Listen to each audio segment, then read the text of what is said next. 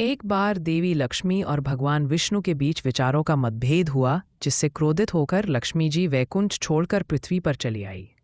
विष्णु जी दुखी हुए और अपनी प्रिया के वियोग में मानव रूप धारण किया। वे वेंकटेश्वर के रूप में तिरुमला पर्वत पर अवतरित हुए। तिरुमला में दिव्य पर्वतों के बीच एक दिन उनकी भेंट राजकुमारी पद्मावती से, जो राजा आकाश राज की पुत्री थी। उनकी पहली ही भेंट में एक दिव्य प्रेम जाग उठा और दोनों ने विवाह का निश्चय किया। परंतु उस समय वेंकटेश्वर भगवान मानव रूप में थे। उनके पास न धन था न आभूषण। विवाह के लिए उन्होंने कुबेर से ऋण लिया। कुबेर ने ऋण दिया, पर एक शर्त रखी, जब तक यह ऋण चुकता नहीं होता तुम्हें भक्तों से दान स्वीकार करना होगा।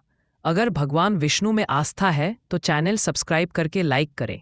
इसी कारण आज भी हर भक्त भगवान वेंकटेश को दान अर्पित करता है, भगवान की उसी ऋण अदायगी के लिए। पर जब देवी लक्ष्मी को यह समाचार मिला तो उनके हृदय में पीड़ा और क्रोध उमड़ आया। वे तुरंत पृथ्वी पर पहुंची और पद्मावती से मिली। उन दोनों के बीच एक क्षणिक तनाव उत्पन्न हुआ। वातावरण दैविक ऊर्जा से कांप उठा। उसी क्षण भगवान वेंकटेश्वर वहां पहुंचे और दोनों को शांत कराने के लिए बीच में आ गए। लेकिन उसी समय एक दिव्य आघात से उनके मस्तक पर चोट लग गई और रक्त की धारा बह निकली। वहां उपस्थित एक गंधर्व कन्या ने यह दृश्य देखा। उसने निस्वार्थ भाव से अपने केशों का एक भाग काटा और भगवान के घाव पर रख दिया। क्षण भर में रक्त रुक गया।